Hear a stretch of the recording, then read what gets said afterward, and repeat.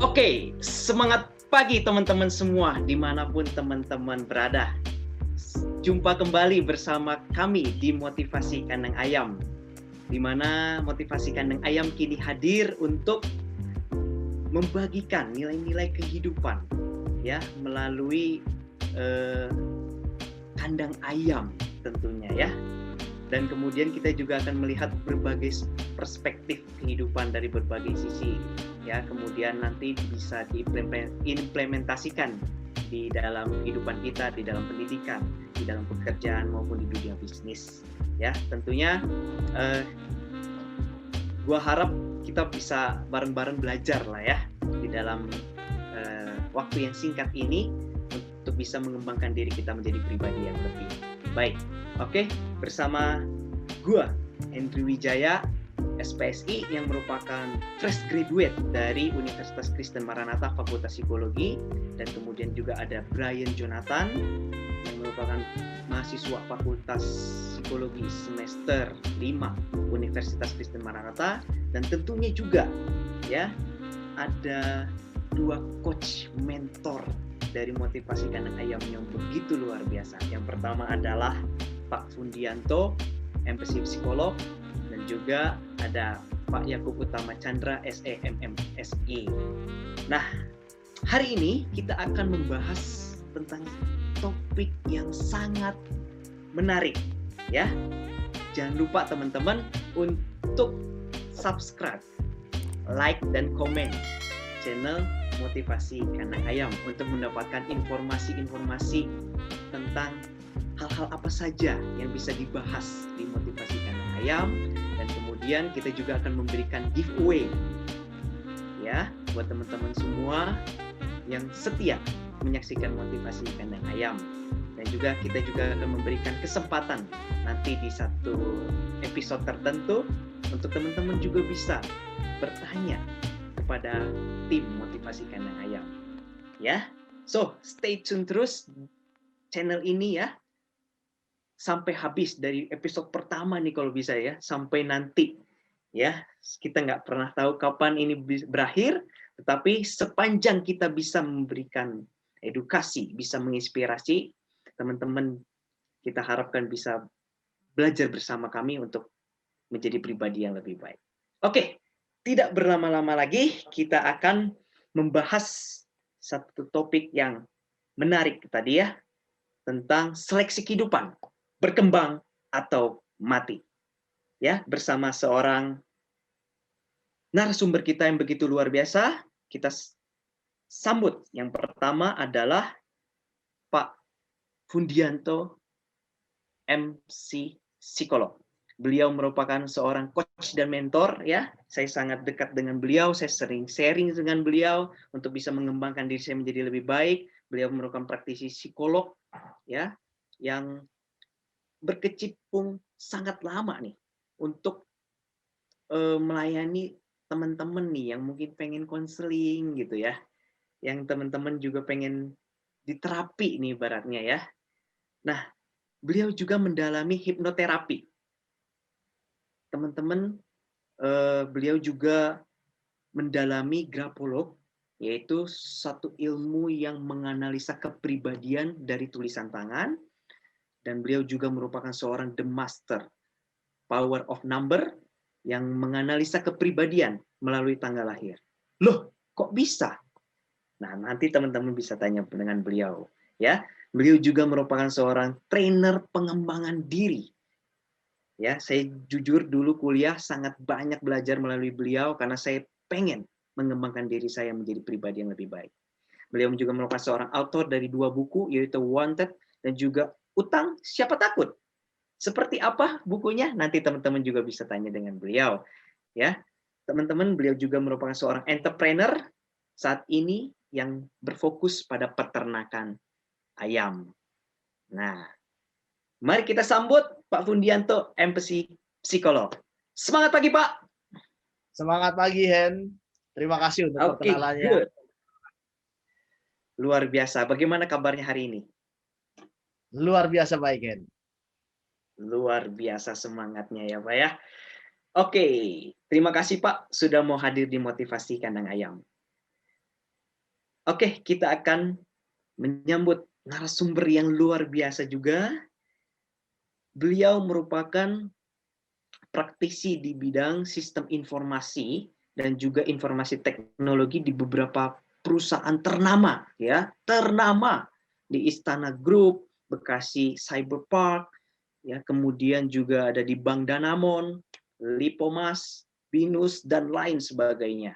Beliau juga aktif di pengembangan diri, ya, di bidang HR, yaitu di Summarecon Agung dan juga Alam Sutra. Teman-teman pasti pernah dengar nama ini, ya. Beliau juga merupakan seorang dosen teladan di Binus University School of Information System, ya. So, teman-teman Binus, halo, apa kabar? Ya, terima kasih. Ini adalah satu kesempatan nih di mana teman-teman Binus juga bisa menyaksikan salah seorang dosen yang begitu luar biasa berbicara di motivasi kandang ayam. Wah, mari kita jangan berlama-lama lagi. Kita sambut Pak Yakob Utama Chandra, SEMSI. Semangat pagi, Pak. Semangat pagi juga, Henry. Apa kabar? Apa kabar? Aduh, baik sekali, Pak. Saya senang sekali bisa bertemu dengan Bapak. Sangat menginspirasi, sangat luar biasa. Terima kasih sudah mau hadir di Motivasi Kandang Ayam, Pak. Terima kasih. Tetap semangat. Oke, tetap semangat, Pak. Oke, hari ini kita akan membahas seperti yang tadi saya sampaikan, bahwa kita akan membahas tentang seleksi kehidupan, berkembang atau mati. Tapi saya ingin bertanya dulu kepada Pak Fundianto. Pak Fundi, apa sih yang dimaksud dengan seleksi kehidupan, berkembang atau mati? Oke, seleksi kehidupan, berkembang atau mati. Pada dasarnya, kehidupan itu merupakan satu proses yang panjang. Dan di dalamnya sebetulnya kita itu dihadapkan pada suatu realita yang selama ini baik disukai maupun tidak sukai itu terjadi, yaitu proses seleksi. Kita dengar, kalau kita pelajari dulu waktu kita masa-masa di SD mungkin atau SMP, ada yang namanya seleksi alam. Sebetulnya kita tidak perlu melihat seleksi alam yang terjadi seperti yang kita pelajari di mata pelajaran IPA misalnya, bahwa orang berkembang dari akarnya misalnya adalah monyet dan seterusnya, begitu kan? Kemudian hewan purba mengalami seleksi sampai mati dan sebagainya. Kita tidak perlu melihat yang jauh-jauh ke sana. Pada prinsipnya, seleksi itu terjadi setiap saat pada fase kehidupan kita. Sebagai contoh, kita waktu masih sekolah, waktu masih SD, waktu masih SMP dan seterusnya, kita akan dihadapkan pada si pintar dan si bodoh. Ya, kita tidak asing dengan istilah itu meskipun ada orang yang kontra dan kemudian berkata bahwa oh jangan menyebutkan si bodoh tapi kurang pintar. Apapun itu. Pada dasarnya orang sudah menyeleksi dengan melakukan perbandingan. Kemudian selanjutnya ada si kaya, ada si miskin, ada si cantik, ada si jelek, dan seterusnya. Dan pada akhirnya itu menjadi dasar untuk penilaian yang sebetulnya tidak lain dan tidak bukan adalah penilaian untuk seleksi. Nah, di sini kenapa kami menyebutnya adalah seleksi kehidupan, berkembang atau mati. Pada dasarnya, kalau kita mau melihat dari proses yang terjadi di kandang ayam, seperti kita sudah bahas bahwa kita akan membahas nilai-nilai kehidupan di kandang ayam di episode sebelumnya, ternyata ayam itu mengalami satu proses yang ekstrim, yaitu berkembang atau mati di proses seleksinya. Nah, seperti kita lihat di video yang sudah tampil, bahwa ayam itu ketika pertama kali datang, baru pertama kali datang masih dalam bentuk day of chicken, yaitu ayam kecil baru 1 hari, sudah diseleksi.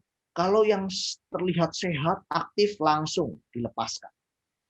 Tapi yang terlihat lemas, yang terlihat kakinya kering, langsung mati dibunuh. Atau mungkin dikembalikan ke pabriknya yang mungkin pabriknya yang akan membunuh. Tapi pada prinsipnya ayam tersebut mati. Nah, di sini kita akan membahas nanti lebih lanjut lagi mengenai proses yang mendasar ini, yaitu bahwa seleksi terjadi setiap saat di dalam kehidupan kita. Mau kita suka, mau kita tidak suka, proses penilaian akan terus terjadi. Dan inilah pada episode yang kali ini, kita akan membahas lebih dalam mengenai seleksi kehidupan, berkembang atau mati. Seperti itu, Hen. Wow. Jadi seleksi itu terjadi dalam setiap kehidupan kita. Maka itu dikatakan sebagai suatu proses penting di dalam kehidupan kita ya Pak ya. Yes. Dan tidak pernah hilang di dalam kehidupan kita. Nah, yang menjadi pertanyaan saya adalah Pak gini Pak. Mengapa sih kita berjalan pada proses? Mengapa kita berjalan pada proses? Pada prinsipnya, karena hidup itu sifatnya adalah sikon, kita tidak bisa yang namanya begini. Hari ini kita pengen hidup, besok kita pengen pause, dihentikan dulu. Itu tidak bisa, ya. Atau kita pengen nggak muncul dulu dalam kehidupan untuk besok, itu tidak bisa. Hidup itu akan terjadi terus, baik itu dalam segi usia atau fase-fase kehidupan, itu akan terus berjalan. Dan itu semua merupakan rangkaian. Itu sebabnya ini adalah bagian dari proses. Dan proses, di dalam proses itu ada yang namanya proses seleksi. Dan ini juga kita mau tidak mau harus ikut di dalamnya. Kita tidak bisa mengatakan seperti ini. Misalnya di dunia pekerjaan. Di dunia pekerjaan itu pun ada penilaian. Penilaian mana baik, mana buruk. Yang bekerjanya baik, bekerjanya buruk. Atau yang paling mendasar, sebelum masuk di pekerjaan, suatu perusahaan, kita harus melamar dan terjadi proses penilaian, yaitu proses seleksi. Kita tidak bisa katakan pada pemilik perusahaan, saya tidak mau mengikuti proses seleksi, saya maunya langsung kerja. Itu tidak akan pernah terjadi. Pemilik perusahaan akan mengatakan, siapa elu? Siapakah Anda? Kenapa bisa sampai kami harus menerima Anda tanpa perlu melewati proses seleksi? Pasti tidak mungkin terjadi. Nah, jadi mau tidak mau di dalam konteks kehidupan apapun proses seleksi itu terjadi. Nah, karena itu adalah sekuen, karena itu adalah sesuatu yang memang harus dilakukan dari awal, pertengahan hingga akhir. Nah, berkaitan dengan proses, kita bisa tanyakan langsung juga ke Pak Yakob. Mungkin Pak Yakob ada tambahan Pak Yakob berkaitan dengan proses. Yes, oke. Terima kasih Pak Fondianto dan juga Henry, terima kasih. Ya, jadi sebenarnya kalau bicara tentang proses di perusahaan pun seperti yang tadi sudah dikatakan oleh Pak Fondi bahwa memang proses itu di perusahaan itu harus selalu dari start hingga sampai end itu harus selalu berjalan. Kalau misalnya kita melihat dari flow chart yang ada, itu pasti harus ada start hingga sampai end. Nggak mungkin start tiba-tiba pause atau tiba-tiba selesai di tengah. Pasti itu akan selalu berurutan seperti yang tadi sudah dikatakan oleh Pak Fundi ya. Jadi memang yang namanya proses itu tidak pernah berakhir ya. Jadi apalagi kalau sekarang ini kalau kita melihat secara teknologi itu ada yang namanya life of cycle ya, life cycle. Jadi di mana proses kalau misalkan ada yang sudah akan mati, maka akan ada yang menggantikan kembali. Kalau bisa kita lihat contoh di 20 tahun yang lalu gitu ya. Pak Fundi pernah pakai pager? Pernah. Ya. Iya, Saya pernah ya. tahu pager, betul. Ya, yang bunyi yang kecil itu ya, yang kita dikasih tahu harus telepon kemana begitu ya. Iya. Betul. Betul. Ya. Pager ya. Itu dulu sangat diminati. Tetapi karena life of cycle-nya itu selalu berkembang, sehingga mau nggak mau dia harus melakukan perubahan. Dulu saya tahu saya boleh ambil satu merek, yaitu kita ambil case-nya ya, yaitu Motorola. Dulu Motorola selalu terus-menerus mengeluarkan pager. Tetapi Motorola itu tidak mau mati. Ya, proses yang terus-menerus akan berkembang terus, sehingga dia sadar bahwa yang namanya ini dunia sudah mulai berubah nih, nggak bisa menerima hanya pager saja. Sehingga proses yang akan kita tekuni tidak bisa cuma hanya messaging saja, tetapi kita harus masuk ke dalam yang namanya teknologi, yaitu mobile phone waktu itu. Sekarang kan smartphone namanya ya. Ya. Tapi dulu mobile phone, dan mobile phone ini dulu segede jirigen ya. Ya. Dulu kalau ya segede jirigen besar gitu ya. Nah, tetapi sekarang udah makin lama berkembang terus ya, proses itu terus berjalan. Dan akhirnya sekarang sangat kecil, sangat bisa dipegang oleh tangan, dan mungkin lama-kelamaan nanti proses selanjutnya adalah mereka akan berkembang terus untuk menjadi siapa tahu ada pakai kacamata dan bisa langsung telepon atau sebagainya, itu akan terus-menerus berproses. Oleh karena itu setuju seperti apa yang dikatakan oleh Pak Fundi, bahwa memang yang namanya proses di dalam kehidupan nyata itu, di dalam bisnis, di dalam perusahaan, tidak bisa lepas dari yang namanya seleksi kehidupan ini. Begitu kira-kira Pak Fundi dan Henry, silakan. Oke, luar biasa bahwa memang di dalam dunia pekerjaan sendiri proses itu benar-benar sangat menjadi aspek penting ya Pak ya, agar perusahaan itu bisa berhasil. Begitu ya Pak ya. Lalu Ya, tepat sekali. terkait tadi ada hal yang menarik ya, bahwa di dalam proses itu terkait dengan perkembangan Pak. Lalu apa yang menjadi hal penting di dalam satu proses terkait dengan berkembang? Mungkin Pak Jakob. Oke, terima kasih. Pertanyaan sangat bagus sekali ini ya. Apa yang menjadi hal penting di dalam proses? Yaitu bagaimana kita bisa melihat, balik lagi seleksinya ya. Bagaimana kita bisa melihat mulai dari start hingga sampai end-nya. Nah, kita harus bisa melihat satu persatu itu dengan jeli. Jangan cuma hanya melihat, saya yakin seperti yang tadi sudah dikatakan oleh Pak Fundi, bahwa untuk melihat ayam ini kira-kira layak atau tidak untuk hidup itu akan melihat dari berbagai macam sisi. Misalkan melihat dari tangannya, apakah tangannya kuat atau tidak. Kemudian lihat dari paruhnya. Nah, sama halnya dengan kehidupan kita sebagai manusia. Sehingga saat kita menjalani kehidupan, jangan kita lupakan yang namanya proses. Pokoknya gue motonya beres gitu ya, nggak bisa. Tapi kita harus bisa melihat saat terus-menerus melakukan seleksi satu demi satu. Apa sih yang dimaksud dengan seleksi kalau di dalam proses bisnis yang biasa kita lakukan di dalam bisnis, di dalam perusahaan? Itu adalah kita akan melihat mana yang paling penting, mana yang tidak penting, mana yang wajib, dan mana yang tidak wajib. Nah, itu ada matriksnya yang nanti bisa kita bahas selanjutnya. Karena memang penting dan tidak penting, wajib dan tidak wajib itu ada menjadi satu prioritas dan tidak prioritas. Nah, itu yang akan kita seleksi, yang apa yang mau kita ambil dan mana yang tidak mau kita ambil atau belum waktunya untuk kita ambil. Nah, itu yang akan menjadi bahan pembicaraan kita untuk selanjutnya. Gitu, Henry. Baik, luar biasa. So, harus dilihat satu demi satu, part by part, untuk melihat sesuatu proses yang utuh, begitu ya Pak ya? Yes. Oke, so kita akan ke Pak Fundi nih. Pak Fundi, ya, gimana sih melihat part by part sebagai suatu proses itu di dalam usaha peternakan ayam? Apakah memang ada seleksi yang terus berkelanjutan di dalam masa di mana ayam dari bibit sampai akhirnya nanti dia dipotong, ibaratnya begitu Pak? Oke, baik. Tadi sudah disampaikan oleh Pak Yakob bahwa proses ini menjadi penting dan harus dilihat detail. Nah, saya punya analoginya seperti ini. Berdasarkan apa yang kita lihat di kandang ayam. Ayam itu dalam satu periodenya, dari ayam 1 hari masuk sampai dipanen, itu biasa kisaran di 40 harian. Ya, kita peternak biasanya berharap di usia 41 hari itu ayam sudah bersih, dalam artian sudah dipanen semuanya.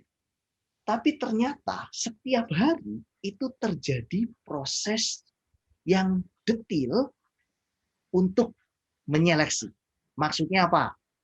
Jadi begini, setelah ayam kecil itu diterima, kemudian diseleksi terlebih dahulu, kemudian setiap hari itu akan ada anak buah kandang yang mengelilingi kandang tersebut untuk mencari ayam-ayam yang lemah.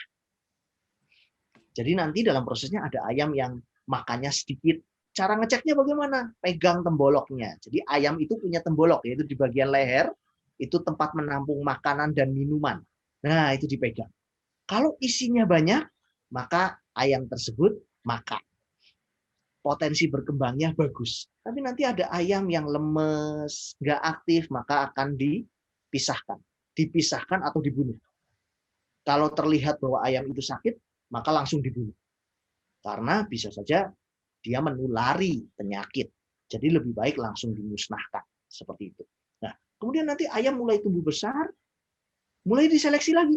Seleksinya apa? Terjadi proses sexing. Yaitu dibedakan antara ayam jantan dan ayam betina. Ayam betina itu makannya banyak, tapi dagingnya sedikit. Ayam jantan makannya banyak, dagingnya jadi banyak. Nah, pada proses panen, ayam betina harus dikeluarkan terlebih dahulu, harus dipanen terlebih dahulu.